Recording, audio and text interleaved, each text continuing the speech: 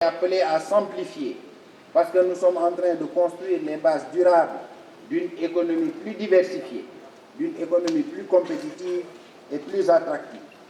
Ce mouvement est aussi appelé à s'amplifier parce que nous sommes en train de bâtir une économie plus résiliente, une économie dont la base de ressources est en train de s'élargir.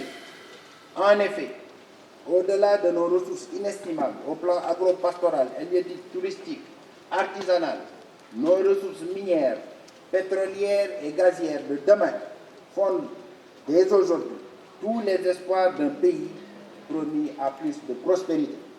Ce moment est donc un tournant décisif dans notre histoire.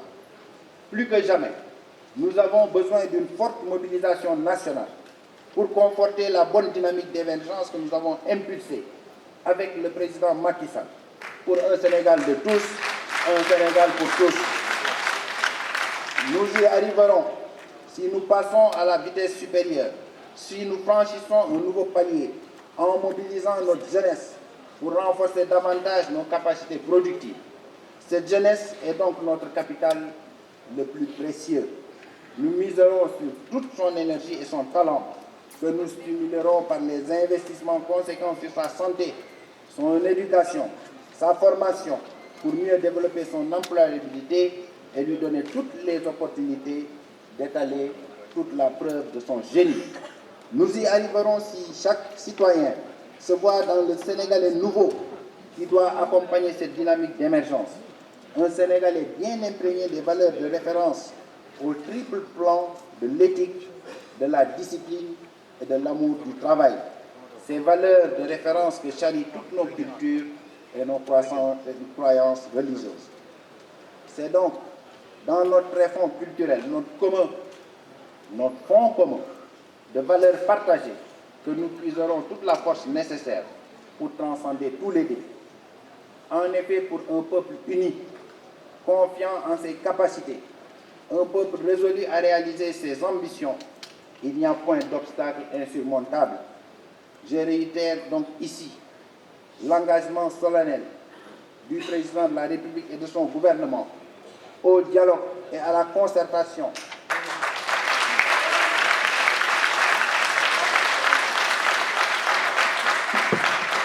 avec les partenaires sociaux, le secteur privé, la société civile et les acteurs politiques, car je sais et nous savons qu'au-delà de nos quelques divergences, nous partageons tous la même passion pour un Sénégal que nous voulons tous unis, prospère et solidaire. Nous y arriverons enfin si notre pays recouvre tout son potentiel à partir d'une paix définitive en Casamance, cette paix que nous devons ensemble construire, cette paix que nous devons ensemble construire dans le respect de la dignité de tous les acteurs, mais aussi et surtout à partir d'un véritable développement territorial, un développement inclusif, participatif, solidaire et durable qui intègre et valorise toutes les localités. Cette nécessité d'aller à l'émergence unique dans une parfaite réconciliation des esprits et des cœurs, le chef de l'État, son Excellence M. Macky Sall, l'a résumé de manière éloquente en nous rappelant, je le cite, « Ne perdons jamais de vue que le renouveau et l'émergence du Sénégal ne se feront qu'avec une Casamance réconciliée avec elle-même, pacifiée, respectée, stable, prospère et émergente. » Fin de citation.